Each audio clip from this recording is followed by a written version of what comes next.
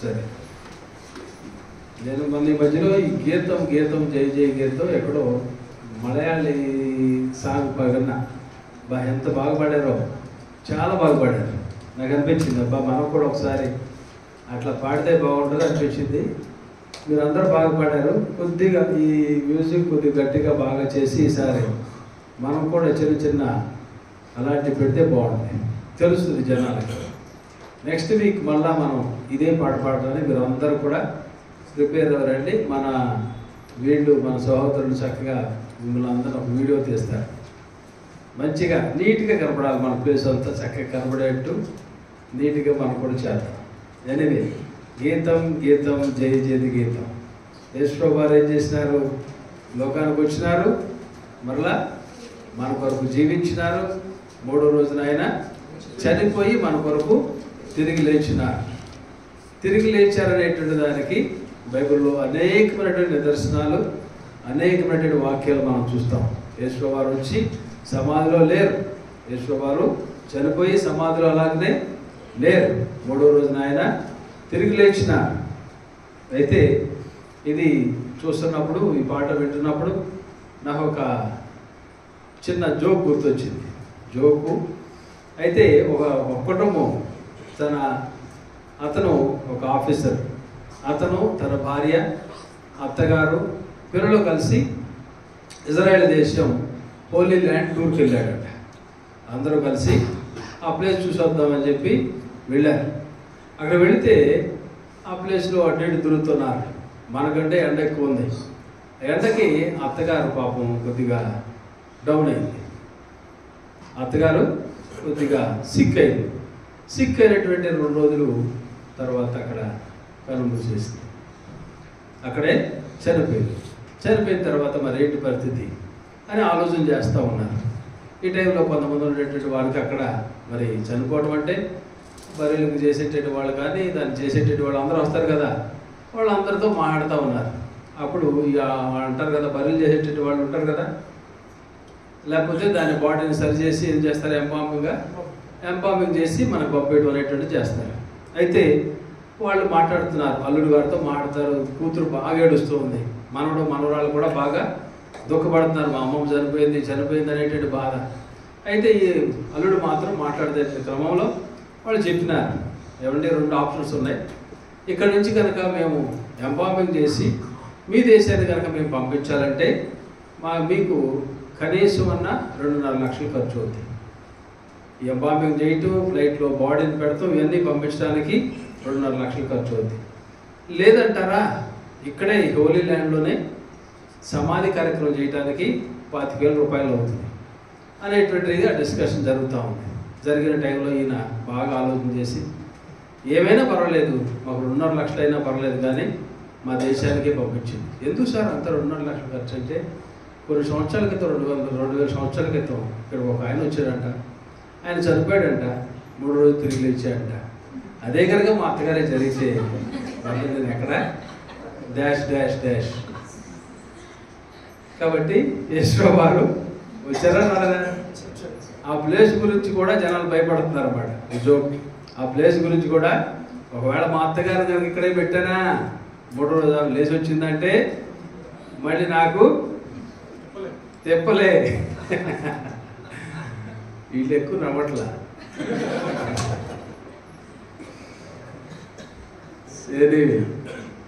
Very good. మనం 5వ కాలశంలో యెహోషువ గ్రంథము చివరి అధ్యాయాలు లాస్ట్ వీక్ మనం 22వ అధ్యాయంలో కొంత పాటు చదివాం. 22వ అధ్యాయం 10వ వచనం దాకా చూసినాం. దాని తర్వాత అయితే ఇవాళ మీకు అందరికి ఒక చిన్న విషయాన్ని నేను చెప్పాలనుకున్నాను. ఒక ఆయన చెప్పినటువంటిది, ఒక పాస్టర్ గారు చెప్పేటువంటి మాటలు ఏంటంటే, పురుషులైనటువంటి వారు నేర్చుకోవాలనేటువంటిది పురుషుల గురించి, అలానే స్త్రీలు కూడా నేర్చుకోవాల్సినటువంటి విషయం. దేవుడు ఆది మానవుడిని చేసి ఎక్కడ పెట్టినారు? ఎక్కడ చేశారు ఆది మానవుడిని? ఏదేను తోటలో అక్కడ పెట్టారు. అంటే దేవుడు ఏదేను తోటలోకి మానవుడిని తీసుకొచ్చి, ఆదాముని తీసుకొచ్చి అక్కడ పెట్టినాడు. దేవుడు పెట్టినాడా, లేకపోతే అక్కడి నుంచి ఆదాము బయటకు వచ్చాడా? దేవుడే ఆదామును ఏదేను తోటలో పెట్టినటువంటి వాడుగా ఉన్నాడు. ఒక పురుషుడిని తీసుకొచ్చి ఆదాము మొదటి మానవుడిని తీసుకొచ్చి దేవుడు అందుట్లో పెట్టినాడు. అంటే అంతేకాని దేవుడు ఆదామును ఎక్కడో చేసి ఏదేను తోట ఎక్కడుందో నువ్వు అక్కడికి వెళ్ళి ఎత్తుక్కో అనేటువంటిది దేవుడు ఆదాముతో చెప్పలా.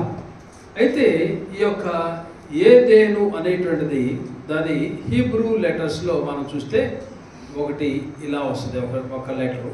దాని తర్వాత నేను కూడా హీబ్రూ కొద్దిగా నేర్చుకున్నాను. దాని తర్వాత ఒక టీ కాదు కానీ ఎల్ తిరిగేసేటువంటి ఎల్లో ఒక లెటర్ ఉంటుంది. దాని తర్వాత ఒక వివై షేప్లో ఉండేటువంటిది మరొకటి ఉంటుంది. అయితే మొత్తం వచ్చేసి దీనికి 5 స్ట్రోక్స్ అన్నమాట. 1 ఇలా 2 ఇలా 3 4 5 ఇలా ఉంటాయి. ఈ యొక్క దేవుని సేవకులు చెప్పినటువంటి దాన్ని మీకు చెప్తున్నాను. ఆయన చెప్పింది ఏంటంటే ఈ యొక్క ఏదేను అనేటువంటిది తెలుగులో, ఈడెన్ అనేటువంటిది ఇంగ్లీష్లో, అది ఈడెన్ అనేటువంటిది హీబ్రూలో ఉన్నటువంటి దానిని మనము దానిని యాజ్ ఇట్ ఈస్గానే ఇంగ్లీష్లో దానిని పలుకుతున్నాం. అయితే ఈ స్ట్రోక్స్కి ఈ లెటర్స్కి ఉన్నటువంటి మీనింగ్ అనేటువంటిది ఏంటో మీకు చెప్తాను. మొదట ఉండేటువంటి స్ట్రోక్ ఇలా ఉంటుంది. అది దాని యొక్క అర్థం ఏంటంటే స్పాట్. దాని యొక్క అర్థము స్పాట్. మరొకటి ఉంటుంది, దాని యొక్క అర్థం వచ్చేసి మూమెంట్. మరొకటి మూమెంట్. దాని తర్వాత వచ్చేటువంటి మూడవది వచ్చేసి ఓపెన్ డోర్. మూడవది ఓపెన్ డోర్. 4వ స్ట్రోక్ వచ్చేసి యాక్సెస్. 4వ స్ట్రోక్ వచ్చి యాక్సెస్. లాస్ట్ది వచ్చేసి ప్రెజెన్స్. కాబట్టి దీన్ని మనం కనుక దీన్ని మొత్తం కనుక మనం ఇంగ్లీష్లో దాన్ని ట్రాన్స్లేట్ చేసుకున్నట్లయితే the spot for the moment where the presence of God is open door access to heaven. అదైనా the spot for the moment where the presence of God is open door access to heaven. అంటే దాన్ని కరెక్ట్గా మనం చూసినట్లయితే a spot on the earth for the moment where the presence of God is an open door to heaven. దాని యొక్క తెలుగులో మనం చూసినట్లయితే దేవుడు ఆ పురుషుడు మొట్టమొదటిగా ఎక్కడ పెట్టాడంటే దేవుని సన్నిధికి వెళ్ళేటంటే ఆ స్పాట్లో దేవుని సన్నిధికి అంటే పరలోకానికి తలుపు డైరెక్ట్గా తెరవబడినటువంటి ప్లేస్. అంటే a spot on the earth for the moment where the presence of God is an open door to heaven. అక్కడ దేవుని యొక్క సన్నిధి ఉంది. దేవుని యొక్క సన్నిధి యాక్సెస్ అనేటువంటిది పరలోకానికి యాక్సెస్ కలిగినటువంటి ఆ స్పాట్. కాబట్టి ఏదేనులో ఆది మానవుడైనటువంటి ఈ యొక్క ఆదామును దేవుడు ఎక్కడ పెట్టాడంటే దేవుని యొక్క ప్రెజెన్స్లో దేవుడు పెట్టినాడు. ఆ స్పాట్లో దేవునికి మానవునికి ఆ సంబంధం ఓపెన్ డోర్ కలిగినటువంటి ప్లేస్లో దేవుడు ఆదామును పెట్టినటువంటి వాడుగా ఉన్నాడు. కాబట్టి మానవుడు పురుషుడు చేయవలసినటువంటిది ఏంటంటే ఆ పాస్టర్ గారు ఆ దేవుని సేవకులు చెప్పేటువంటిది ఆ పురుషుడు మొట్టమొదటిగా కావాల్సినటువంటిది ప్రతి దినము కూడా పురుషుడికి కావాల్సినటువంటిది స్త్రీ యొక్క సన్నిధి కాదు. ప్రతి పురుషులకు కూడా మొట్టమొదటిగా కావాల్సినటువంటిది దేవుని యొక్క సన్నిధి. మనము స్త్రీ కోసం, ఒక పురుషుడు స్త్రీ కోసం కాదు వెతకాల్సినటువంటిది. ప్రతి పురుషుడు కూడా ఉదయం లేచిన వెంటనే ప్రభు యొక్క సన్నిధిలో మనం వెళ్ళేటట్టు వారుగా ఉండాలి. ప్రభు సన్నిధి కలిగేటువంటి place, the spot on the earth for the moment where the presence of God is an open door to heaven. ఆ ప్లేస్లో ఏదైనటువంటి తోటలో ఆ ప్లేస్ అనేటువంటిది ఏంటంటే దేవుని సన్నిధి. ఆ ప్లేస్లో నుంచి పరలోకానికి దారి కలిగినటువంటి ప్లేస్. కాబట్టి ప్రతి మానవుడు, ప్రతి పురుషుడు కూడా చేయవలసినటువంటిది ఏంటంటే ఉదయం లేచిన వెంటనే మనము దేవుని సన్నిధి వెతికేటట్టు వారుగా మనము ఉండాలి. అంతేగాని ఈ లోకంలో ఉండేటువంటి దాని గురించి దీని గురించి వెతుకులాట ఆడేటట్టు వారుగా మనము ఉండకూడదు. దేవుని యొక్క సన్నిధి లేచిన వెంటనే మనము మన బెడ్ మీద కాదు కూర్చోవలసినటువంటిది. ప్రతి మానవుడు, ప్రతి పురుషుడు కూడా చేయవలసినటువంటిది ఏంటంటే లేచిన వెంటనే అక్కడ ఒక పట్ట వేసుకుని మనం వెంటనే మోకాళ్ళు వేసి చేతులు మనసు మీద పెట్టు, లేదంటే చేతులు లేపో, మనకు నచ్చినటువంటి పోస్చర్లు దేవుని సన్నిధి వెతికి దేవుని సన్నిధిలో కూర్చునేటట్టు వారిగా మనము ఉండాలి. ఒక పురుషుడు, ఒక హెడ్ ఆఫ్ ద హౌస్, పురుషుడు ఆ యొక్క కుటుంబానికి యజమానుడు. సో అతను చేయనటువంటిది ఏంటంటే లేచిన వెంటనే రేయి మొదటి జామున దేవుని యొక్క సన్నిధిని వెతికేటట్టు వారుగా ఉండాలి. ప్రభు సన్నిధిలో, ప్రభు పాద సన్నిధిలో కూర్చునేటట్టు వారుగా, ప్రార్థన చేసేటట్టు వారుగా మనము ఉండాలి. అది మనకు ఆ దినమంతా కూడా స్ట్రెంగ్త్ అనేటువంటిది బలమిస్తుంది. ఆ దినమంతా కూడా దేవుని సన్నిధి అనేటువంటిది మనం ఫీల్ అవుతాం. దేవుని సన్నిధితో మనం వెళ్ళేటట్టు వారుగా మనము ఉండాలి. అంతేకాని మనము ప్రియమైన వారా, మనము దేవుని సన్నిధి లేకపోయినట్లయితే, ఎవరన్నారు నీ సన్నిధి నాకు లేకపోతే మిమ్మల్ని పంపొద్దు. మోషే అన్నాడు కదా, మీ సన్నిధి మాకు లేకపోతే, మీరు మాతో పాటు రాకపోయినట్లయితే మమ్మల్ని పంపొద్దు అవతలకి. దేవుని యొక్క సన్నిధి అనేటువంటిది అంత విలువైనటువంటిది. కాబట్టి ప్రియమైన వారా, మనము పురుషులుగా మనం చేయవలసినది ఏంటంటే దేవుని సన్నిధి వెతికేటట్టు వారుగా ఉండాలి. ప్రభు యొక్క సన్నిధిలో కూర్చుని మొరపెట్టేటట్టు వారుగా మనము ఉండాలి. ఈ దినకు మనము 22వ అధ్యాయము 10వ వచనం దగ్గర నుంచి 24వ అధ్యాయము 23, 24 అధ్యాయాలు ఆల్మోస్ట్ మనం అదేంటంటే యెహోషువ చెప్తున్నాడు. యెహోషువ అక్కడటువంటి వారందరినీ పిలిచి మీరు ఇలా ఉండండి, ఈ భవిష్యత్తులో మీరు ఎలా చేయండి అనేటువంటిది యెహోషువ ఇక్కడ చెప్తున్నాడు. ఇక్కడ మనందరికీ తెలుసు, దేవుడు ఇశ్రాయేలు ప్రజల వారిని యోర్దాను నదికి దగ్గరకు తీసుకువెళ్ళి, యోర్దానుకు తూర్పు పక్కన రూబేనీలు, గాదీలు, మరొకరు ఎవరో మనష్షే అర్ధగోత్రం వారికి రైట్ సైడ్, ఈస్టర్న్ సైడ్లో తూర్పు భాగాన వారికి ప్లేస్ అనేటువంటిది చీట్ల ద్వారా, అంటే మోషే ఉన్నటువంటి టైంలోనే వారికి అనుగ్రహించినారు. ఇటు పక్కన వచ్చేసేసి వెస్టర్న్ సైడ్ వచ్చేసి మిగిలినటువంటి 9.5 గోత్రాల వారికి యెహోషువ ప్రార్థనాపూర్వకంగా, అంటే చీట్లు వేసి ఆ దినాల్లో ఆ పని చేసేటట్టు వారు. ఇప్పుడు ఆ పని మనం చేయకూడదు. దేవుని యొక్క వాక్యం మనకి ఇచ్చినారు కాబట్టి దేవుడు మనతో మాట్లాడతారు. అప్పుడు మాట్లాడే దేవుడు, ఇప్పుడు మాట్లాడేటువంటి దేవుడు. కాబట్టి ప్రభు పాద సన్నిధికి వెళ్ళి ప్రభాని చిత్తం ఏంటి అని మనం ప్రభుని అడిగేటట్టు వారికి ఉండాలి. కానీ దీని టైప్లో ఎవరైతే జ్యోతిషాలు చెప్తారో, లేకపోతే రాళ్ళు వేసే విధానం కానీ, లేకపోతే సడన్గా బైబిల్ తెరవడం కానీ ఇది మనం చేయకూడదు. మనం చేయవలసినది ఏంటంటే వెతకాలి. ప్రభు సన్నిధిలో కూర్చుని ప్రార్థన చేస్తే దేవుడు తన స్వరంతో మాట్లాడతారు, దర్శనంతో మాట్లాడతారు, వాక్యంతో మాట్లాడతారు, సేవకులతో మనతో దేవుడు మాట్లాడతారు. ఎలా మనతో మాట్లాడాలనేటువంటిది ఆయనకు తెలుసు. మన అండర్స్టాండింగ్ లెవెల్స్ ఆయనకు తెలుసు. కాబట్టి దేవుడు మాట్లాడతారు. కాబట్టి మనం ఆ రీతిగా ప్రభు సన్నిధిలో కనిపెట్టినట్లయితే దేవుడు మనతో మాట్లాడతారు.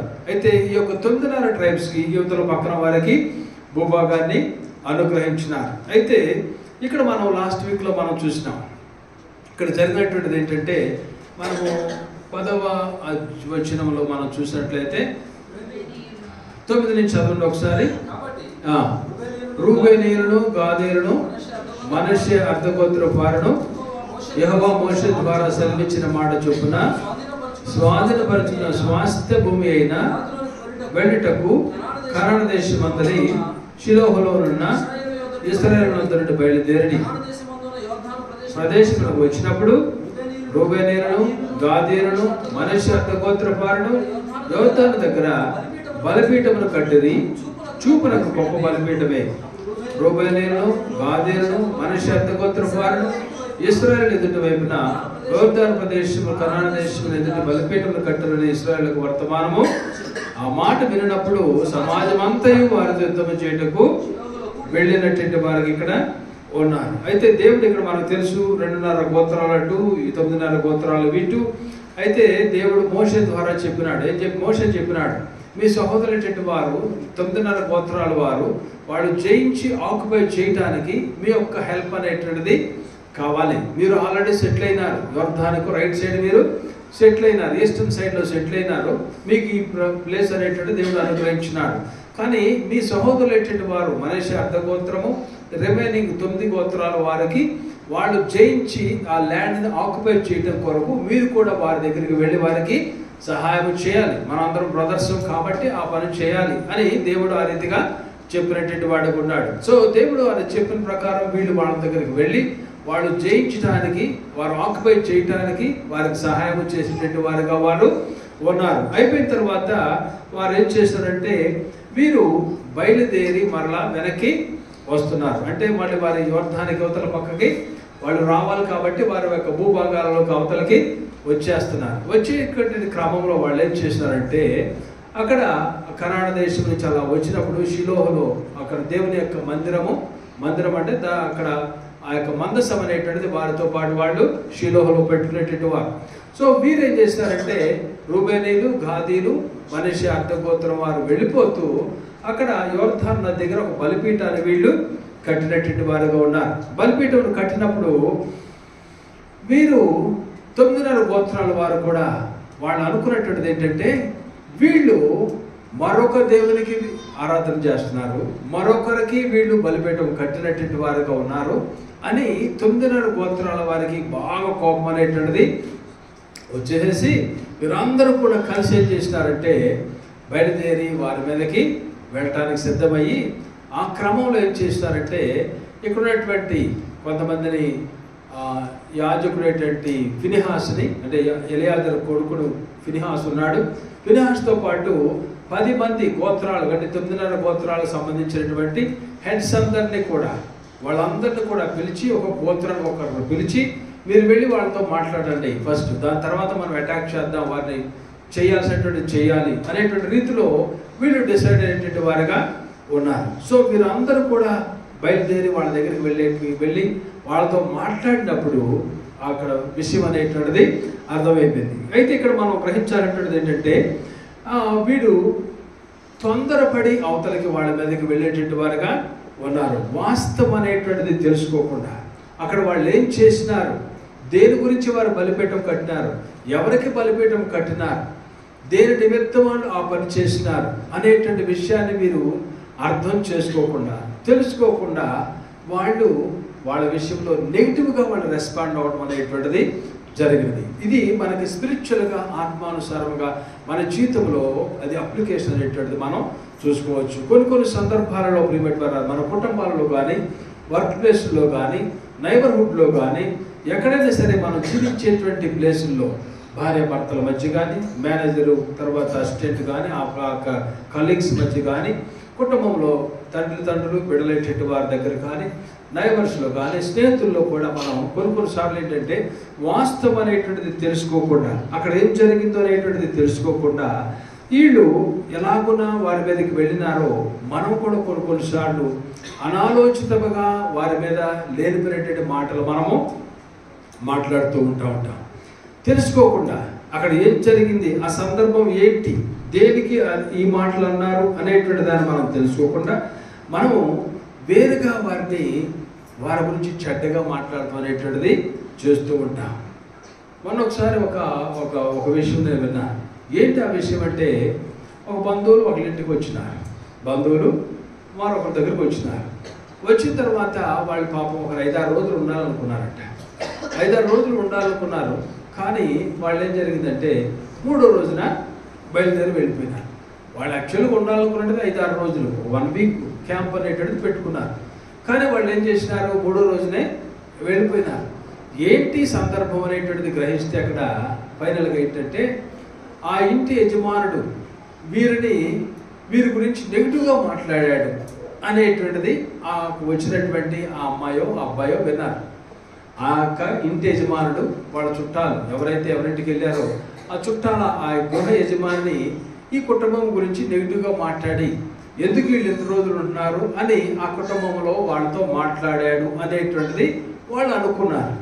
అక్కడ అనుకున్నటువంటిది వాళ్ళు అనుకున్నారు, వాళ్ళు విన్నటువంటిది కాదు, ఎవరో వాళ్ళకి చెప్పినటువంటిది కాదు. కానీ వాళ్ళకి వచ్చేటువంటిది ఏంటంటే ఎవరో అంటే ఆమె కూర్చున్నప్పుడు ఆ యొక్క వాయిస్ ఆ టైప్లో విన్నారంట.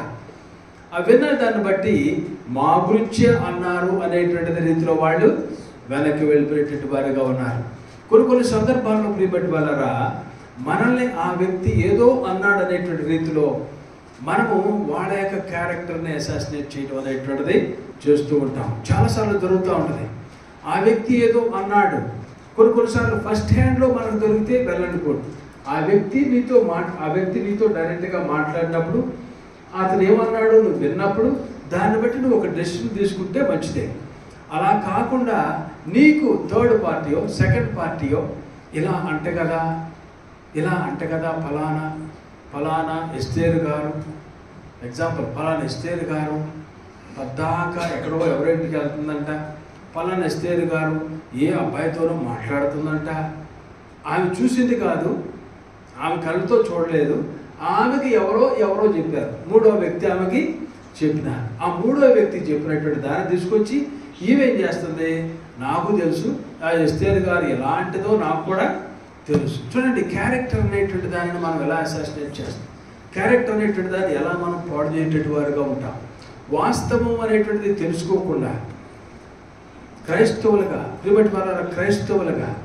దేవుని క్రైస్తవులు అనేటువంటిది ఏంటంటే ఇక్కడ కూడా ఒకటి అర్థం చేసుకోవాలి మనం. క్రైస్తవులు అంటే అది ఒక రిలీజన్ అనేటువంటిది ఏం కాదు. అసలు యేసుప్రభువు రిలీజన్ అనేటువంటిది తీసుకురాలా. We did not bring anything. అసలు క్రిస్టియన్ అనేటువంటిది మీరు బైబిల్లో చూస్తే 3 ప్లేస్లో ఉంటుంది. యాక్ట్స్లో ఉంటుంది 2 ప్లేసుల్లో, తర్వాత మరొక ప్లేస్లో ఎక్కడ ఉంటుంది. క్రైస్తవుడు అనేటువంటిది మనందరము కూడా ప్రియబట్టి వాళ్ళరా, మీరు నేను మనందరము క్రిస్టియన్ అనేటువంటిది కాదు, ఇక్కడ పెట్టుకున్నటువంటిదే. కానీ బైబిల్లో ఎక్కడ ఫోకస్ చేయాలి మనం, we are all the citizens of heaven. మనందరము కూడా పరలోక పౌరులము, మనందరము కూడా రాజులైనటువంటి యాజక సమూహము మనం. అలాగనే we are all the sons and daughters of God. మనందరం కూడా దేవుని యొక్క కుమారులు కుమార్తెలు. కాబట్టి మనందరము పరలోక పౌరులము, మనందరము రాజులైనటువంటి యాజక సమూహంలో, మనందరము దేవుని యొక్క కుమారులము కుమార్తెలు. There is no question of Christianity, Christians, this is nothing is there. మనందరము కూడా నువ్వేంటంటే we are not belongs to this earth, we are all belongs to heaven. మన పౌరసత్వము పరలోకములో ఉన్నది. యేసయ్యని వెంబడిస్తున్నాం, యేసయ్య వాక్యానికి మనం విధేయత చూపిస్తున్నాం, యేసయ్యని వెంబడించి యేసయ్య మాటల ప్రకారం మనము జీవిస్తున్నాం. That's it. ఈ లోకంలో పెట్టుకునేటువంటి క్రిస్టియన్ దేశము, క్రైస్తవుడు అనేటువంటిది పెద్ద విషయం అనేటువంటిది కాదు. అసలు క్రిస్టియన్ అనేటువంటిది అది ఎక్కడ కూడా నువ్వు దేశప్రభువారు ఒక రిలీజన్ అనేటువంటిది, ఒక మతాన్ని దేశప్రభువారు తీసుకురాలా. మనము పరలోక పౌరులుగా మన యొక్క పౌరస్థితి పరలోకం కాబట్టి మన యొక్క భాషలో, మన యొక్క మాటలలో అది వేరుగా కనపడాలి. ఈ లోకస్తులు మాట్లాడినట్టు రీతిలో, ఈ లోకస్తులు ఏంటంటే వారు చెప్పిన రీతిలో, వాళ్ళు ఇలాగన్నారంట, వీళ్ళు ఇలాగన్నారంట, ఇతను ఎట్లాగంట, ఆ అమ్మాయి ఎట్లాగంట, ఇలాగునా చెప్పేటువంటి లోకస్తులుగా మనం ఉండకూడదు. పరలోక పౌరస్థితి కలిగినటువంటి రాజులైనటువంటి యాజక సమూహములుగా, దేవుని యొక్క కుమారులు కుమార్తెలుగా మన యొక్క లాంగ్వేజ్లో, మన యొక్క వొకాబులరీలో, మన యొక్క భాషలో అది వేరుగా కనపడాలి లోకానికి. దేవుని యొక్క బిడ్డలుగా ప్రియబట్టి వాళ్ళరా, ఈ లోకస్తులుగా మనం మాట్లాడకూడదు. చాలాసార్లు క్రైస్తవులుగా కూడా రకరకాలుగా మనం ఇతరుల గురించి మాట్లాడతాం.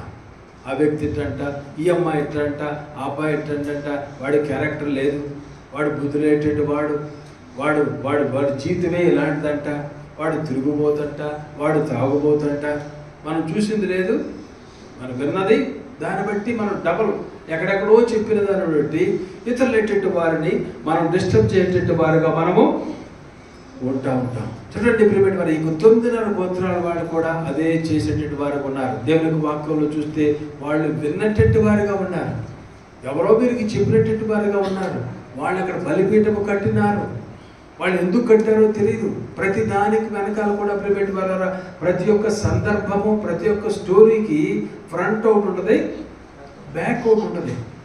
మన జీవితంలో కూడా అన్నీ కొన్నిసార్లు వినేసేసి వెంటనే కోపం తెచ్చుకుంటాం. ఎస్పెషల్లీ భార్యలు చెప్తే భర్తలు ముగ్గురు లేకపోతా ఉంటారు. ఆలోచన చేయరు, అసలు ఏం జరిగిందో చేయరు, అక్కడ ఏం సందర్భం అనేటువంటిది వినరు. వినాలి, దాని గురించి మనం ఎక్స్ప్లోర్ చేయాలి. Then only as a male, ఒక పురుషుడుగా దాని తర్వాతే మనం రెస్పాండ్ అవ్వాలి. భార్య చెప్పింది కదా అనేటువంటి రీతిలో మనం వెంటనే రెస్పాండ్ అవ్వకూడదు ఏ విషయంలో కూడా. బిడ్డలు చెప్పారు చాలాసార్లు, వాళ్ళ బిడ్డలు ఏం చెప్తే అది వింటారు, నవ్వుతారు. ఏం జరిగింది దాన్ని మనం ఎక్స్ప్లోర్ చేయండి. ఏం జరిగింది, నువ్వేం చేసావు, నువ్వేమన్నావు, అక్కడ నువ్వేం కొట్టావు, వాళ్ళు నేను ఎందుకు కొట్టారు, ఇవన్నీ లేకుండా మనం బిడ్డలు ఏమన్నా అనేపాటికి గబుక్కున వాళ్ళ మీదకి వెళ్ళిపోతాం. భార్య ఏం చెప్పేపాటికి వెంటనే మనం రెస్పాండ్ అవుతాం. ఆమె ఏం చెప్పిందో సేమ్లో మనం రెస్పాండ్ అయిపోతాం. ప్రిమిట్ మనం అలా ఉండకూడదు.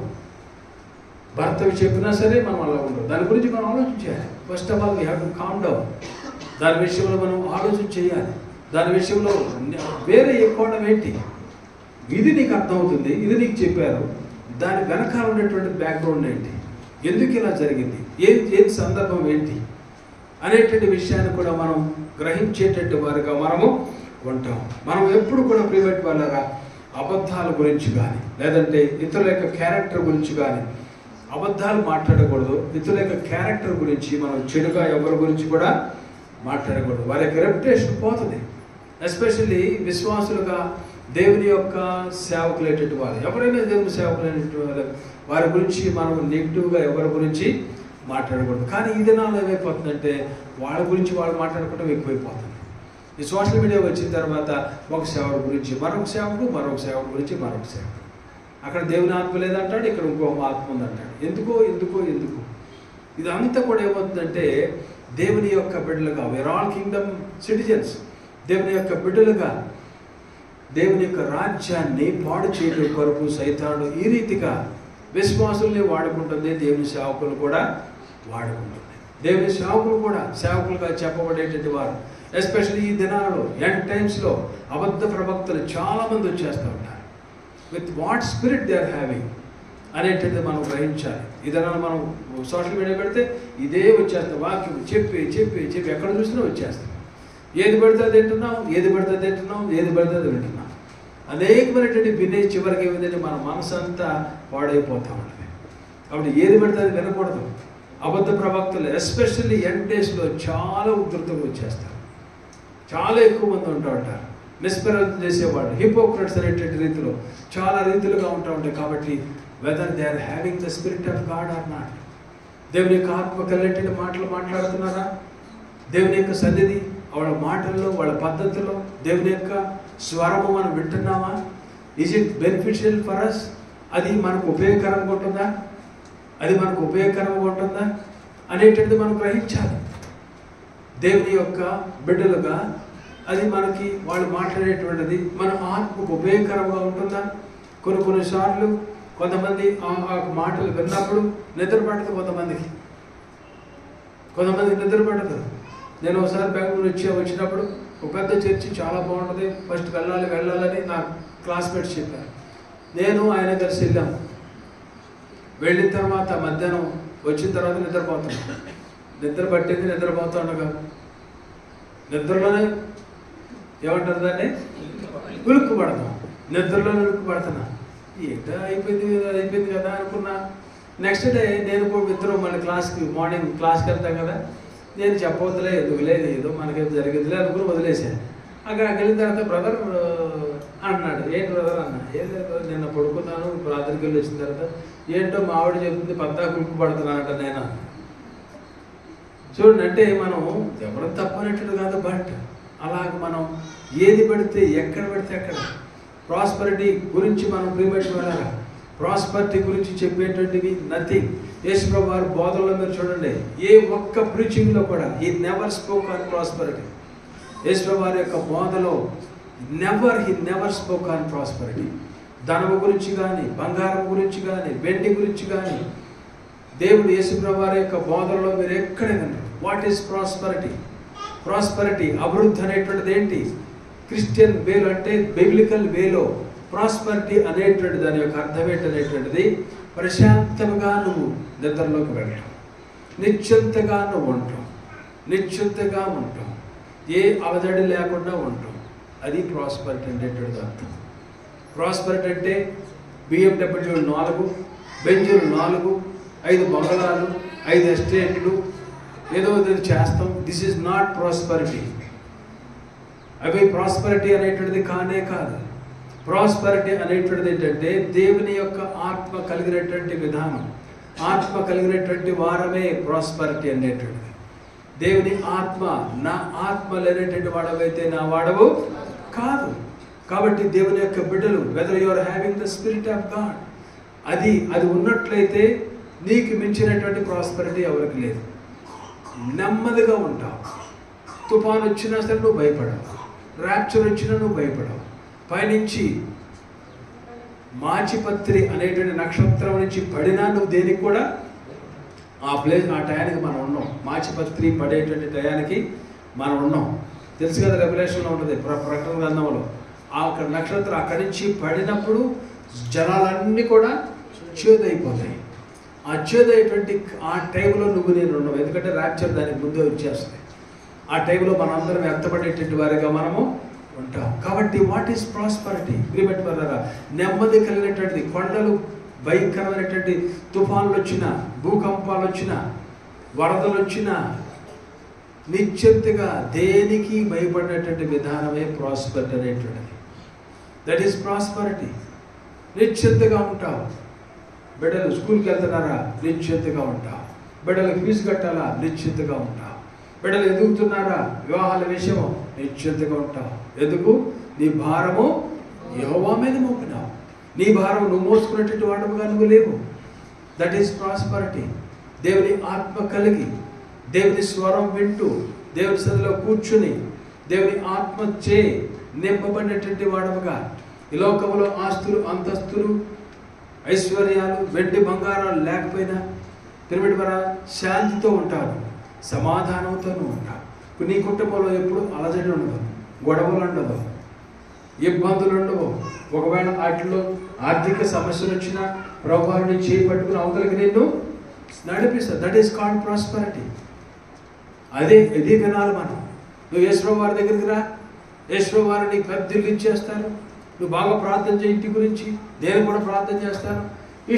నీకు దేవుడు ఇచ్చేసాడు ఇల్లు. These are all not prosperity agreement వల్ల. ఇలాంటివి మీరు వినొద్దు. దీంతో మీ మనసులు పాడైపోతాయి, ఆత్మలో చల్లారిపోతారు, ప్రార్థనాత్మలు కోల్పోతారు. దేవుని స్వరం వినేటువంటి ఆ యొక్క ఆత్మ, ఆ యొక్క ఆశ వినేటువంటి వారిగా అయిపోతారు. Don't go for prosperity things. Yesu వారు he never spoke on prosperity. Yesu వారు ఒక్కసారి కూడా యేసు వారు ధనము గురించి కానీ, అభివృద్ధి గురించి కానీ, పెద్ద పెద్ద బంగ్లాల గురించి కానీ యేసు వారు ఎప్పుడు చెప్పాలి. యేసు వారు చెప్పినటువంటి మాటలన్నింటినీ కూడా దేవుని రాజ్యము, నా రాజ్యము, రాజ్యము, రాజ్యం, కింగ్డమ్ ఆఫ్ గాడ్. ఆయన నీతిని, రాజ్యమును వెదకండి. నీకు ఏది కావాలో నీకు అది వస్తుంది. నీకు ఏది కావాలో, ఉద్యోగం కావాలా? నీతిని వెతుకు, రాజ్యాన్ని వెతుకు. ఇల్లు కావాలా? ఉండటానికి ఇల్లు లేదా? ప్రాకులాడ అవసరంలా. ప్రభా, నీ మనసులో ఒక ఐడియా వచ్చింది అనుకో, ఆలోచన వచ్చింది అనుకో, నీ ఆలోచన పెట్టింది ఆయన. మంచి ఆలోచన. ప్రభా, మరి నాకు ప్రాబ్లమ్స్ వచ్చినాయి, ప్రభా నాకు కష్టం ఉంది. మనం అద్దెంట్లో 2000 తీసుకుని నేను అద్దెంట్లో ఇంట్లోకి వెళ్ళి అక్కడ చర్చి స్టార్ట్ చేసి, అక్కడే స్కూల్ లాగా స్టార్ట్ చేసినప్పుడు 2000 రూపాయలు అద్దె. మొట్టమొదట అక్కడ ఆ ఇంట్లోనే ఆదివారం ప్రార్థన పెట్టాం. పెట్టి అక్కడే రాత్రులు పడుకునేవాళ్ళం, పగలు స్కూల్ లాగా చైర్లు 5 చైర్లు చేపించారు, చెక్క చైర్లు చేపించి చెక్కయ్య అక్కడ పక్కన సర్ది మేము పడుకునేవాళ్ళం. అప్పుడు మంచాలు కూడా లేవు మాకు, కిందే పక్క వేసుకుని పడుకునేవాళ్ళం. చాపలే, ఈవెన్ పరుపులు కూడా లేవు మాకు. చల్లగా ఉండేది మా రూమ్లో. అలాంటి టైంలో అలాగలు మేము స్టార్ట్ చేసినప్పుడు వాళ్ళు ఇంటి ఓనర్స్ వద్దన్నారు, ఇక్కడ మీరు ప్రార్థన పెట్టొద్దన్నారు. మేము పెట్టింది కూడా ఫస్ట్ రోజున నాకు బాగా గుర్తు, ఒక కుటుంబం వచ్చింది, వైఫ్ అండ్ హస్బెండ్, ఒక పాప, మేము ముగ్గురు, వాళ్ళు ముగ్గురు. అదే ప్రార్థన, ఆరాధన స్టార్ట్ చేసి అక్కడి నుంచి వాళ్ళు వద్దన్నారని విన్నప్పుడు మాతో చెప్పారు. అదే విషయాన్ని డిస్ప్లే హోమ్ మ్యామ్కి, ఆమె మాకు ఆ ఇల్లు మాట్లాడేది, ఆమెతో చెప్పారు, మ్యామ్ ఇది పరిస్థితి అంటే, don't worry sir, you can have service in our school ఉంది. సో వాళ్ళ స్కూల్లో స్టార్ట్ చేశాం. వాళ్ళ స్కూల్లో స్టార్ట్ చేసినప్పుడు 2-3 కుటుంబాలు వస్తూ ఉండేవాళ్ళు. అక్కడ వస్తా ఉన్నప్పుడు అక్కడ మరి చర్చి లాగా కొద్దిగా పుల్పీట్ కావాలిగా, ఇదే అనుకుంటా చేయించాను. అప్పుడు మొట్టమొదటి చేయించింది ఇదే. దీన్ని చేయించి అక్కడే పెట్టాం. అక్కడ చేయించిన తర్వాత, అక్కడ పెట్టిన తర్వాత 4 రోజులు, కొన్ని వారాల తర్వాత ఆయనకి ఆ ఓనర్ గారికి ప్రార్థన పెడతాం కానీ ప్లస్ మేమంటే కూడా ఎక్కువ ఉండదు ఆయనకి. ఎక్కకుండా ఆయన ఏం చేశారంటే, మా ఇక్కడ ఏం పెట్టవద్దు, మీరు take away all those things, me things అన్ని మీరు తీసుకెళ్ళిపోండి, ఇక్కడ పెడతానికి వీల్లేదన్నారు.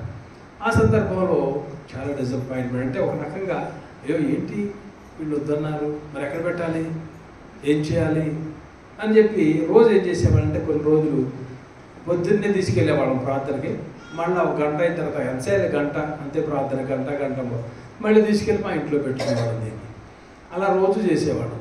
అప్పుడు ఏముండే కాదు, ఇళ్ళు ఒక 7-8 ఇళ్ళు ఉంటాయి 6 సంఘం రోడ్లు.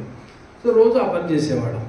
కానీ మాకైతే భారంగా ఉంది, మరి ఏం చేయాలి, మనకు ప్రార్థన పెట్టుకోవాలంటే కొద్దిగా అనీజీగా ఉంటుంది. ఆయన ముఖం కూడా మేము పొద్దున్నే తాళాలు తీసుకోవాలి, ఆయన తాళాలు ఇచ్చే టైంలో కూడా ఆయన ముఖం చుట్లించుకుని చూసేవాడు. ఇవన్నీ కొద్దిగా అనీజీగా ఉంది. ప్రార్థన చేసేటప్పుడు నేను ఎప్పుడు కూడా ఒక చిన్న ఇంత సైట్ పొందాలనే ఆశ నాకు ఎప్పుడూ లేదు. ఇది చిన్న సైట్ నా ఉద్దేశంలో. దేవుని సేవకు మనం ఒక 2 ఎకరాలు కొనాలనేటువంటిది నా ఉద్దేశం.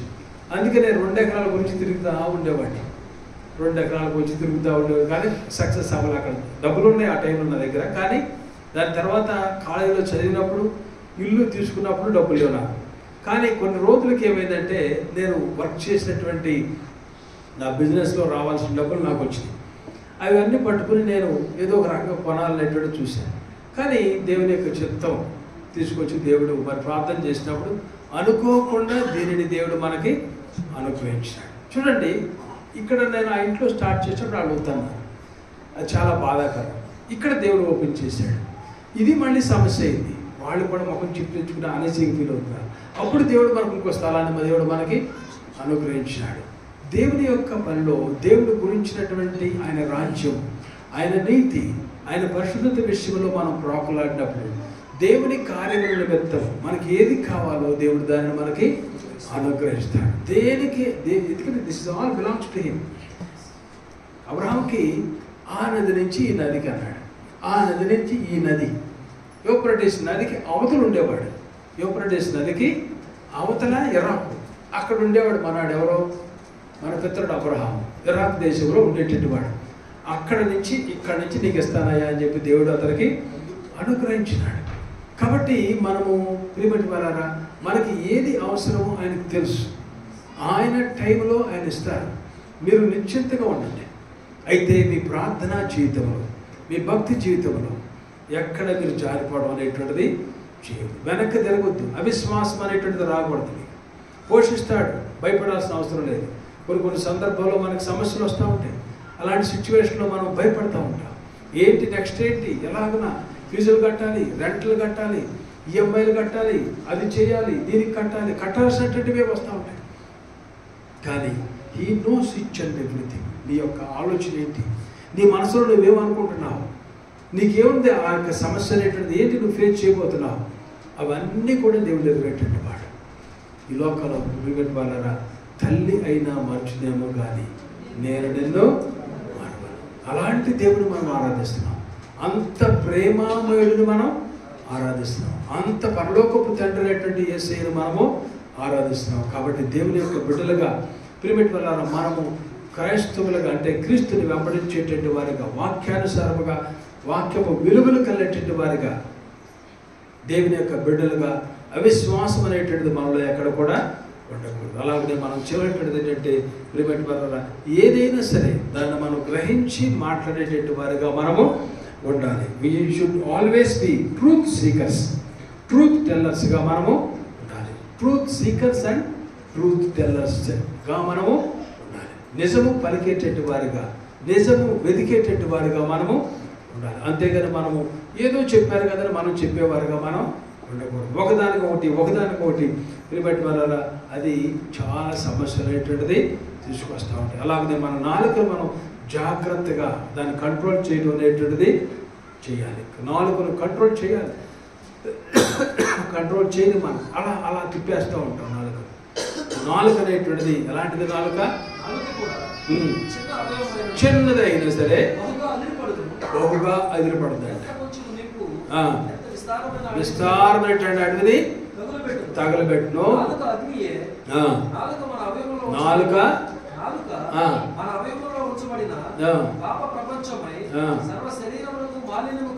మాలిన్యము కలుగు చేయను.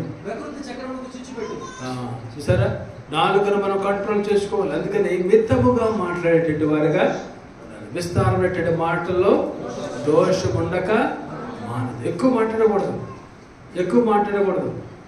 అలానే ఇంటికి వెళ్ళి ముందు మూసి కూర్చోవద్దు. భార్యతో, భర్తతో, పిల్లలతో మాట్లాడాలి. విషయాలు వచ్చాడు మాట్లాడాలి. సందర్భానుసారంగా మాట్లాడాలి. అంతేగాని ఏది పెడితే మనం ఎక్కువగా మనం మాట్లాడేటట్టు వారిగా ఉండకూడదు. మనం ఒక వ్యక్తిని కనుక మనం ప్రేమించినట్లయితే ఆ వ్యక్తి విషయాన్ని మనం ఏంటంటే మనం నిజం అనేటువంటిది గ్రహించేటట్టు వారిగా మనము ఉండాలి. ఈ దినాల్లో మనం చూస్తాం గాసిప్ అనేటువంటి చాలా ఎక్కువైపోతుంది. బేస్ లేనటువంటిది, నిజములైనటువంటి మాటలు ఎంతో మందిని పాడు చేసేవారుగా మనము ఉంటాం. వాస్తవాలు మనం గ్రహించాలి, సత్యాన్ని మనం తెలుసుకోవాలి. We should be truth seekers and truth tellers. నిజము గ్రహించాలి. వాస్తవం ఏంటి ఇక్కడ అనుకున్నా మనం ఏది పడుతుంది మనం డెసిషన్ తీసుకున్నామంటే చాలా సమస్యలు ఏంటంటే వచ్చేస్తూ ఉంటాయి. కాబట్టి ఇక్కడ మనం చూసినట్లయితే ఈ యొక్క అధ్యాయంలో మనం చూసేటువంటిది ఏంటంటే 22వ అధ్యాయంలో ఇశ్రాయేలు ప్రేటెడ్ వారు 9 గోత్రాల వాళ్ళు కూడా అవతల వారి మీదకి వెళ్ళినటువంటి విధానాన్ని మనం చూస్తాం. అక్కడికి వెళ్ళిన తర్వాత వాళ్ళు చెప్పినారు. ఏం చెప్పినారు వాళ్ళు? 23వ అధ్యాయంలో వాళ్ళు ఏం చెప్పినారంటే, ఎందుకు మీరు ఇంత బాధపడతారు ప్రిమేట్ వాళ్ళారా, సహోదరులారా? చూడండి, ఇక్కడ మనం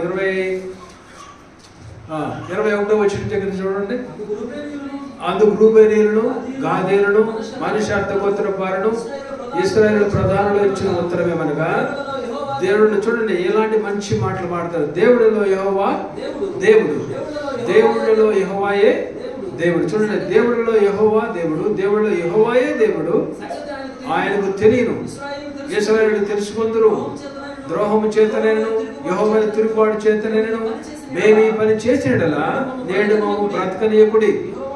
అనుసరింపలో తొలగిపోయి దహన బలిని, చూడండి ఇక్కడ వాళ్ళు దహన బలి అర్పించడానికి ఈ బలిపీఠము కట్టినటువంటి వారుగా వాళ్ళు లేరు. వేరొక దేవుడిని ఆరాధించడానికి బలిపీఠము కట్టినటువంటి వారుగా వీరు లేరు.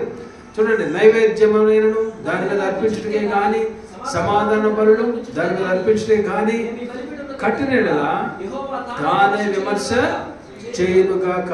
వేరొక హేతు చేతని ఈ బలిపీఠమును, ఏంటి ఆ హేతు అంటే రాబోయే తరములలో మేము మీరు ఒకటనేటువంటిది తెలుసుకుంటున్నాను. మీ సంతతి మా సంతతి మనందరం యోర్ధానుడికి యువతల పక్క ఉన్నాం, యోర్ధానుడికి అవతల పక్కన మనం ఉన్నాం. మీరు మన రెండు పక్కల మనం ఉన్నాం. కాబట్టి మన యొక్క సంతతి, మన బిడ్డలేటువంటి వారు, భవిష్యత్తులో వచ్చేటువంటి వారు, మా వాళ్ళు వేరు వీళ్ళు వేరు అనేటువంటిది కాకుండా మనందరం ఒకటే అనేటువంటి రీతిలో చూడండి ఎందుకు చేశారో చదవండి ఒకసారి. రూబేనీయులారా, గాదీయులారా, కదా మీకు పాలేదని చెప్పుడు వలన మీ సంతానపు వారు మా సంతానపు వారిని యెహోవా విషయంలో భయభక్తి లేని వారిని చేదురేమో అని భయపడి ఆ హేతు చేతనే దీనిని చేసేది. చూడండి 27వ వచనం చివరి భాగంలో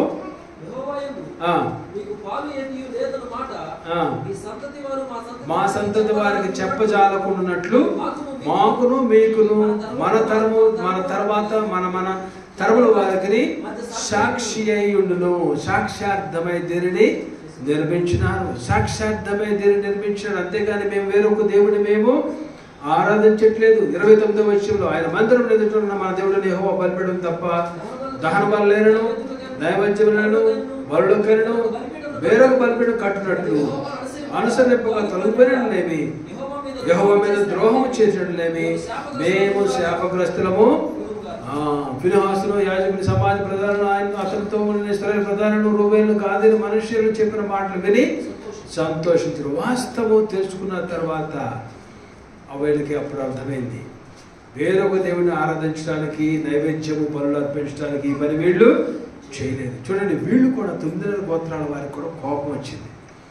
వీరు మన దేవుడిని వదిలి మన బ్రదర్స్ అయి ఉండి వేరే ఒక దేవుడి దగ్గరికి వెళుతున్నారు అనేటువంటి కోపం వీళ్ళకి వచ్చింది. వాళ్ళకి వాస్తవం తెలుసుకోలేదు ముందుగా, కానీ వాళ్ళలో కూడా ఒక రోషం కలిగేటువంటి వారుగా ఉన్నారు. మన బంధువులు, మన ప్రియులటువంటి వారు, ప్రిమేట్ వాళ్ళ వేరే వాటికి మొక్కటం, వేరే వాటికి వెళ్ళినప్పుడు మనం కూడా అలాగనే ఉండాలి.